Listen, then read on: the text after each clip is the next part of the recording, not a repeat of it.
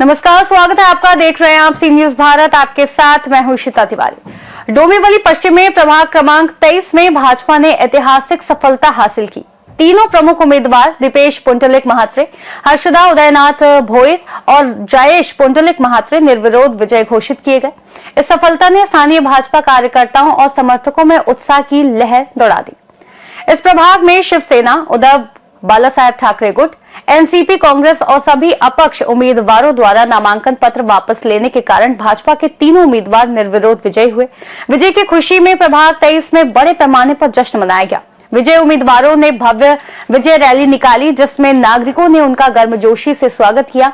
इस अवसर पर प्रभाग 23 बी की भाजपा उम्मीदवार रसिका कृष्णा पाटिल ने भी तीनों विजय उम्मीदवारों से भेंट कर उन्हें शुभकामनाएं दी। भाजपा कार्यकर्ताओं समर्थकों ने इस जीत को पार्टी की मजबूती और क्षेत्रीय प्रभुत्व का प्रतीक बताया। भारतीय जनता पार्टीचे महाराष्ट्राचे मुख्यमंत्री देवेंद्र फडणवीस साहेब आणि महाराष्ट्राचे प्रदेशाध्यक्ष रवींद्र चव्हाण साहेब यांच्या नेतृत्वाखाली आम्ही निवडणूक लढत होतो आणि आज डोंबिवलीमध्ये 14 उमेदवार हे बिनविरोध भारतीय जनता पार्टीचे निवडून आले।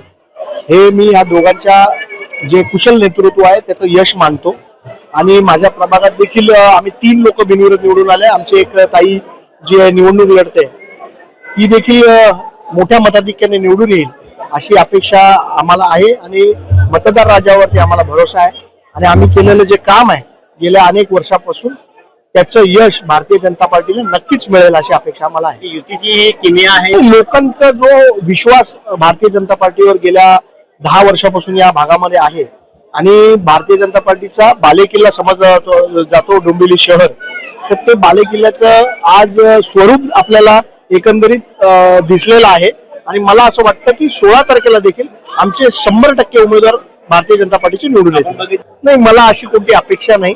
भारतीय जनता पार्टी शिस्तीचा पक्ष आहे।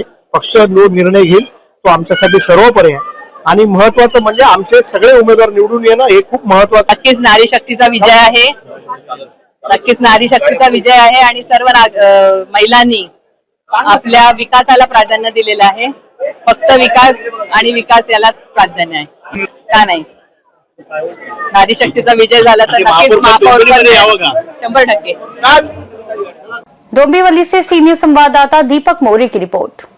प्रभाग 23 में भाजपा की इस निर्विरोध जीत ने डोंबिवली पश्चिम में पार्टी की साख मजबूत की और आगामी चुनाव के लिए एक स्पष्ट संदेश भेजा है।